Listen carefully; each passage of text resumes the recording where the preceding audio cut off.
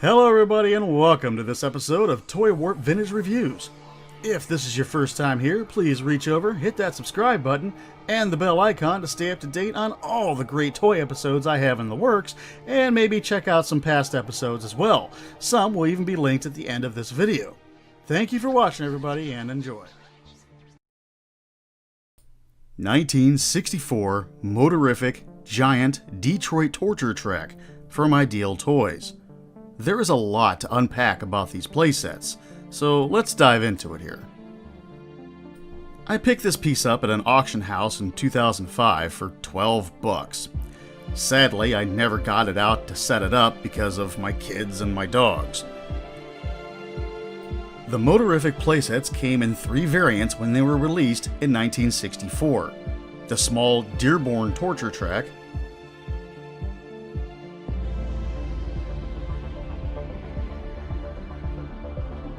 Alkin Highway,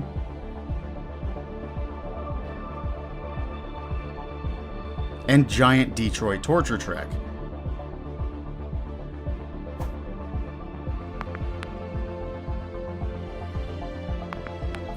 The basic design isn't far off from slot cars. It features easily combined plastic track pieces that can go together in any number of layouts, with 1/32 scale cars and a guide pin on them to keep it in the center groove of the track.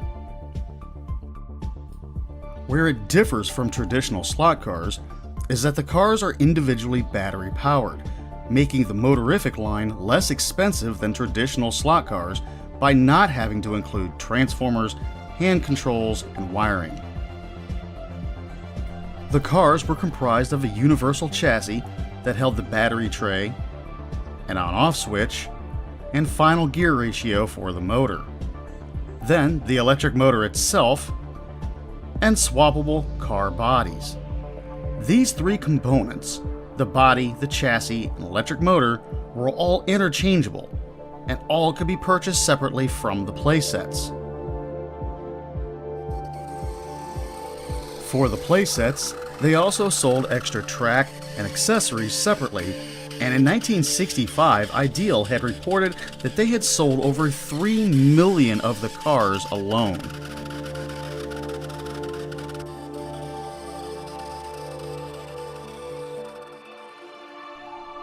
Ideal Toys, it was the Hasbro of its time. It was massive and had toys spanning from baby dolls to board games, even the Rubik's Cube. So, how did my $12 purchase work out? Well, I get to find out clear back from 2005, and really well. Turns out, thanks to its packaging, it was very well preserved. This was quite typical of 60s packaging. It also provided an excellent place to store everything, which helps keep all the pieces in one spot, much like the traditional slot car sets of the time that I have as well. After 56 years, this set is only minus 2 small pieces of track. Determined to see it function, I hunted down the extra pieces of track. Luckily, they are very easily procured on eBay at a reasonable price. The cars, well, they're a bit of a different story. While they are still plentiful, finding one that will function properly on the track is a different story. While the cars will run you anywhere from $25 to $75 a piece, depending on how popular the body molding is, they are rarely ready to take on the track.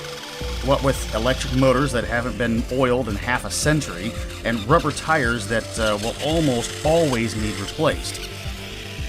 And that all-important metal clip that has the guide pin on it.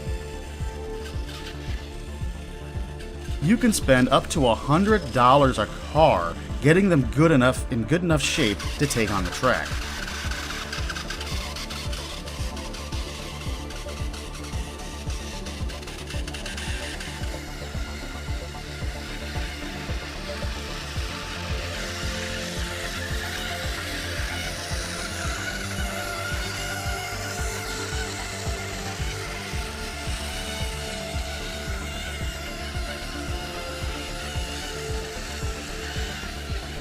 Now, chances are this would be the only time that I get this set out and actually use it. so I forewent putting together a decent car, so sadly it won't traverse the track's obstacles.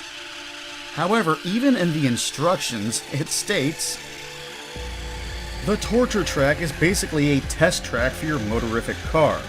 Like all tests, sometimes a car might not meet the standards and jump the track. If you wish to have more continuous, longer running tests, it is recommended that you place a straight piece of track wherever possible on either side of the bump, switch, and jump test tracks. Work out your layouts however you wish, test your car, and have fun." So basically what they're saying is, might not work as advertised. I'll make a deal with you though. I'll put together a couple of cars and run them properly on the layout once, and if this video hits 10,000 views. It's just a little fiscally hard to do right now. Did you have one of these sets growing up, or were you like me and not discover them until adulthood? Tell me in the comments below. I'd love to hear your memories about them. If you liked today's video, give it a thumbs up and subscribe to the channel, as there are a ton more episodes of vintage toy reviews coming your way. And while you're at it, hit the bell icon so you don't miss a single one. Thanks for watching, everyone.